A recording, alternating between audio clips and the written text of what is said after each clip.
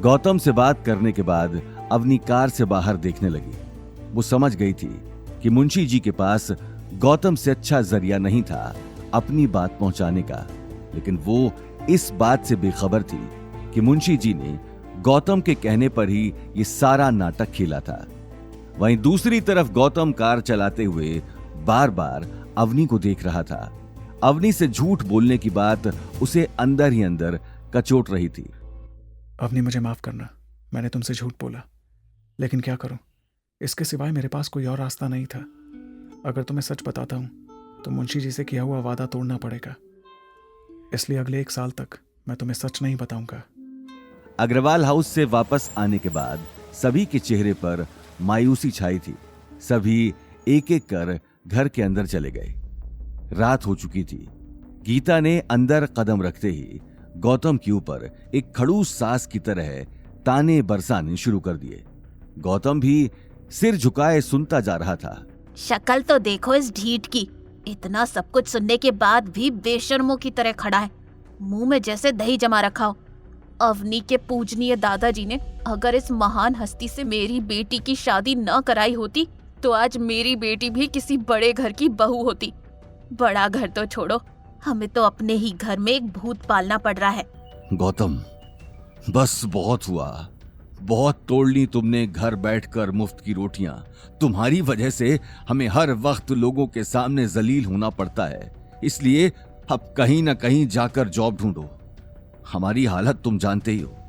अब हमारे पास इतने पैसे नहीं हैं कि मुफ्त में तुम्हारा भी पेट भरें। अरे अगर आज इसके पास कोई ना कोई नौकरी होती तो उस सिद्धार्थ को इतना कुछ कहने का मौका तो नहीं मिलता। Mom, dad, I am sorry, मेरी वजह से आपको लोगों के ताने सुनने पड़े, लेकिन ऐसा नहीं है कि मैंने कोशिश नहीं की। मैं जहां भी जॉब के लिए जाता हूँ वहां बात बनते बनते बिगड़ जाती है।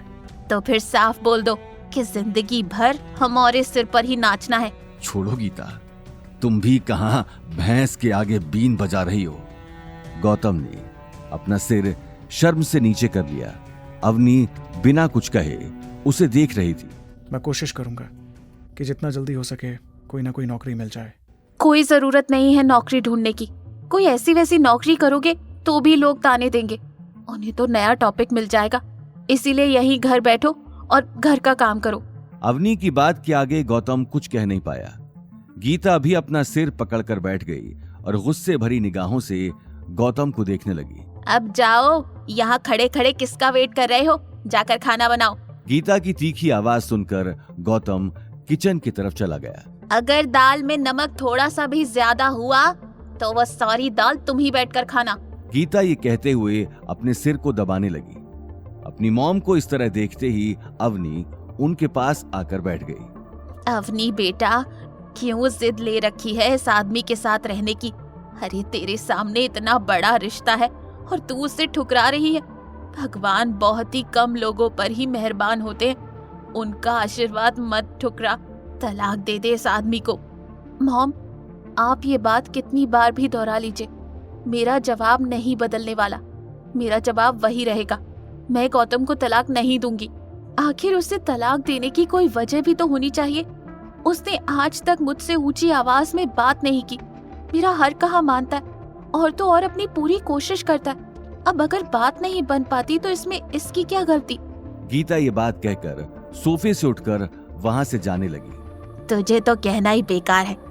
जब अपने बच्चे ही खुद की जिंदगी बर्बाद करने की ठान चुके हो तो माँ बाप भी क्या करेंगे? ये बात बड़बड़ाकर गीता कमरे में चली गई। अनिल भी परेशान होकर दरवाजे से बाहर निकल गया।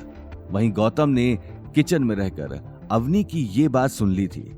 आज खुद के लिए अवनी के दिल में जगह देखकर उसे मन ही मन बहुत खुशी हो रही थी। वहीं दूसरी तरफ शनाया की सगाई होने के बाद गायत्री देवी आगे की प्लानिंग में जुट चुकी थी। रघुवीर पंडित के बेटे के साथ शनाया की सगाई करवाकर उसे कहीं ना कहीं एक उम्मीद नजर आ रही थी। साथ ही एक उम्मीद उसे इस बात की भी थी कि अवतार ग्रुप जोधपुर में सबसे बड़ा शॉपिंग मॉल बनाने जा रहा था, जिसमें बहुत सारे आर्किटेक्चर फर्म्स ने अपनी एप्लीकेशंस भेजी थी, जिनमें से एक है अग्रवाल ग्रुप।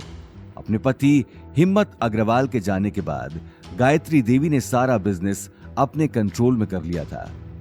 पर कुछ सालों से कंपनी लॉस में जा रही थी और गायत्री देवी किसी भी हाल में अग्रवाल ग्रुप को फिर से टॉप पर लाना चाहती थी और इसके लिए उनका डिजाइन सिलेक्ट होना बहुत जरूरी था। आगे की कहानी जानने के लिए देखिए अगला एपिसोड सिर्फ पॉकेट एफएम के यूट्यूब चैनल पर और रॉयल वारिस के सारे एपिसोड्स को सुनने के लिए डिस्क्रिप्शन में दी लिंक से डाउनलोड करें पॉकेट एफएम ऐप।